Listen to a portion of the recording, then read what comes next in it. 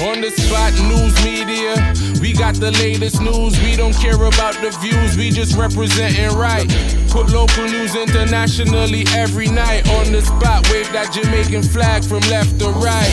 Let's get it right, y'all know the type. We ain't dealing with the hype, we make it take flight. Yeah man, my viewers and subscribers, what one, a blessed and wonderful Friday morning to each and every person out there tuning into On The Spot News Media. Now my peeps, I don't know how we do it over on this side each and every morning. We have to give thanks and praise to the Most High Creator for the preservation of life, because life is indeed the greatest. So in the morning, my peeps, I have a few stories to share with you, the regular members of Chan Public and also members of the diaspora. So please like the video, share the video, watch the entire vlog so you can get a full understanding and a better appreciation of everything we are going in Jamaica. So watch this now, my peeps, to the name Friday, the day when Mr. Smile smile pan some of the ones and ones them pocket. So whilst you're out there traversing the streets, my peeps, from Moran Point to Negril Point, safe travel, pan the gravel, and continuously look out on the corner yai Kazwa, the old dirty corner boy them, always out there. Alerts, yeah man.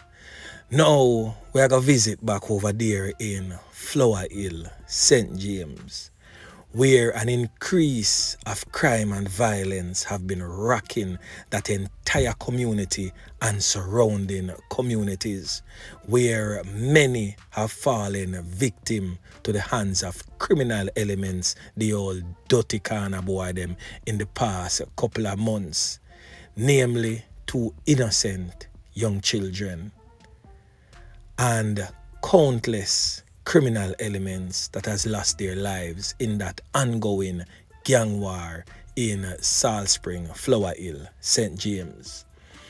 Now we are going to talk about a specific knockings and clappings, one that literally happened mere hours before the triple knockings and clappings that claimed the lives of the 2 innocent schoolboys in Flower Hill, St. James. Now for those who has totally forgotten about what On The Spot News Media is making mention of, I'm speaking about the brutal slaying of 2 innocent young children. I'm speaking of 9-year-old Nakalivia Smith and his 7-year-old friend Justin Perry, who was taken out in a hail of bullets whilst criminal elements was trying to take the life of their rival, the target of that brutal slaying known as Tevin Hales. Yeah man. Now that definitely rocked the nation, garnering the attention of all public officials far and wide. Now a manhunt was launched for the criminal elements that carried out the brutal slaying of the 2 innocent children. And police end up catch one of them, this criminal element here, present on your screen, known as O'Dane Barrett. Yeah man, Officer Yeman Pick and team did a mighty good job in cleaning house where O'Dane Barrett is concerned. And the officers also garnered reputable information and caught another of O'Dane Barrett's accomplice who was on that brutal slaying of the 2 innocent children. We're speaking about this criminal element here, who has since been identified by the police as a former member of the notorious Ski Mask gang. Yeah man. Now this criminal element presently on your screen has been identified as Travis Tummings. So this is one of the knackies and clappies them that took the life of the 7-year-old and the 9-year-old child on that horrific day in that taxi. Now there is a whole lot more to this, because just hours before, those 3 got their lives snuffed out by criminal elements. the two innocent ones and the criminal element. Another man lost his life and his son seriously conned up and injured.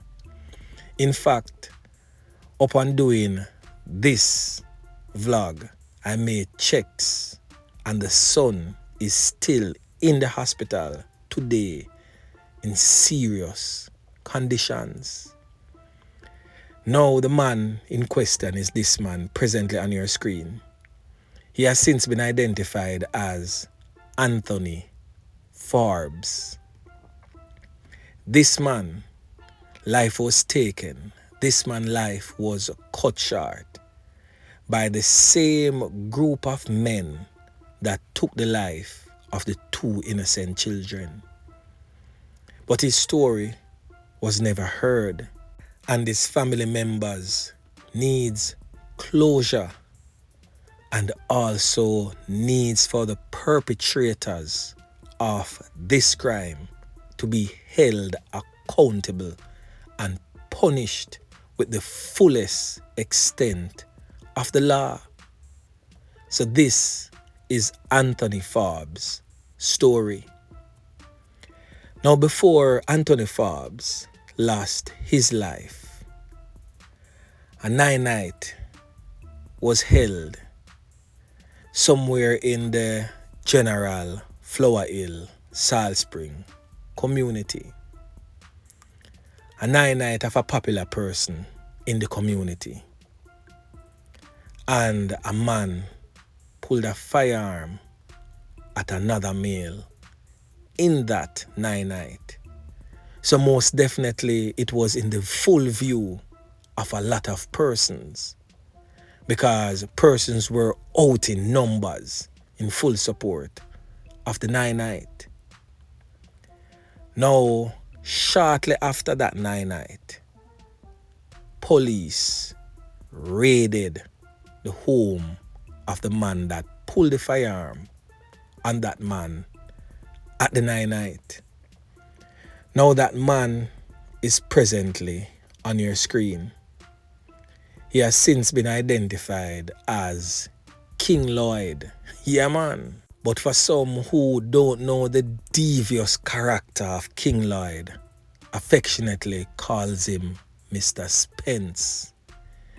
But Mr. Spence is most definitely not innocent whatsoever, as he is one of the males in the community that what we call lock the gun them, lock the strap them for the criminal elements. So shortly after that night, police got word of what had taken place and carried out an operation at King Lloyd's home and recovered 2 firearms. King Lloyd, by the way, was arrested and charged for same. But we all know that the guns do not belong to King Lloyd. He's just the man who lock the strap them. Yeah, man.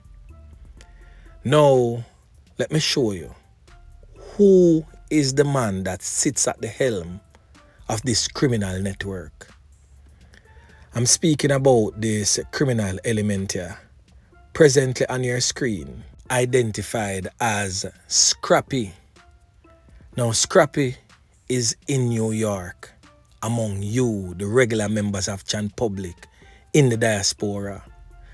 Now, New York, my peeps, I can tell you, is a ticking time bomb, because the amount of criminal elements from out of Jamaica that fled through the Mexican borders and is scattered all around New York City, Bronx, Brooklyn, Long Island, Manhattan, you name it, they're all over. Queens, you name it, they're there. So it's just a ticking time bomb waiting to happen. You remember what going on at Fort Lauderdale so, with Squash and Fame Goons them? Trust and believe. I hope it doesn't come true, but trust me, it's hard to see it not happening when so much criminal elements, so much enemies find themselves in a one place. All hell I got broke loose at some point in time. Who remember little Danny from outer south? Yeah man, points to note. But anyway, make we continue. Now, Scrappy, as I stated, is among you, the regular members of Chan Public in the diaspora of New York. He's a known scammer, a known knockis and clappis. And as most scammers do, them use them money to tear down the very communities that help to build them. The same community that nurtured them, that they could have lived to become an adult. The same community them buy all these guns and ammunitions for and give them to idiots who is living underground and losing their lives on a day-to-day basis to mash up. And some of his goons are listed presently on your screen. Now in this picture, the one to your left on your screen is Travis Tummings, the so-called former gang member of the Ski Mask gang. The one in the middle is known as O'Dane Smith. He's the one that lost his life in a double knockings and clappings previous to the other knockings and clappings in Salt Spring. He lost his life with his female companion, Imani Jarrett. Both of them presently on your screen. And the next one on the end is known as Braga. Yeah man. Now this one presently on your screen, a known old dirty kind of boy in the place. He's known as Boss Pipe. Now this next one presently on your screen, known as Randine, aka Gotti in the streets, is also the cousin of the man that we are speaking about, Anthony Forbes, and was also involved in the brutal slaying of Anthony Forbes. Now the last one presently on your screen is known as Ricky, all from Flower Hill in St. James. Now on the day when the police raided King Lloyd's home and recovered the 2 firearms, it is said that Anthony Forbes and his son, who was living basically right beside them, was standing on their veranda and looking out. It is said that when King Lloyd was arrested and taken away in the police vehicle and the firearms recovered, it is said that criminal elements pointed out Anthony Forbes and labeled him as an informant, stating that he's the one that told the police that guns were locked over by King Lloyd's home. But note my peeps, the night that took place a few days before the police raid, King Lloyd go for one of the strap them with my lock and back it pan a man. A lot of people never know say that go on, but a few people saw what happened. A few meaning way more than 2, but way less than quarter of who was in attendance at the night. So many eyes saw what took place. So I'm not for sure why they would have pointed fingers at Anthony Forbes, knowing fully well what King Lloyd did in the full view of John Public. So anybody basically could attack. And it's a night of someone who is said to be prominent. So the possibility exists that police in plain clothing were also in attendance. So basically where that is concerned, any ball can play. But they labeled Anthony Forbes as the informant. Now it is said that after that go on, the man them decides they're going to rally upon him and dirt him. And they left from around the part of Flower Hill known as Refuge and was led to the home by his own cousin. This criminal element here, known as Gotti, lead the man them for go nyam him one cousin food and broke the plate. Now when the man them reach at the location, the man them kick in the door. Yeah man.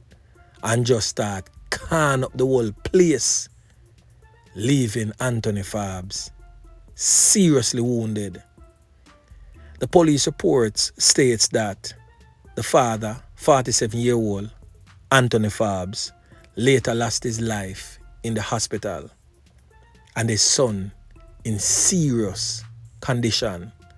The incident occurred sometime after 1 in the wee hours of the morning.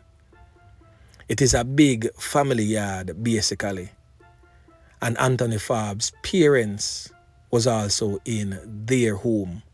Family yard, so everybody have for them little section, and heard their son's cries begging for his life.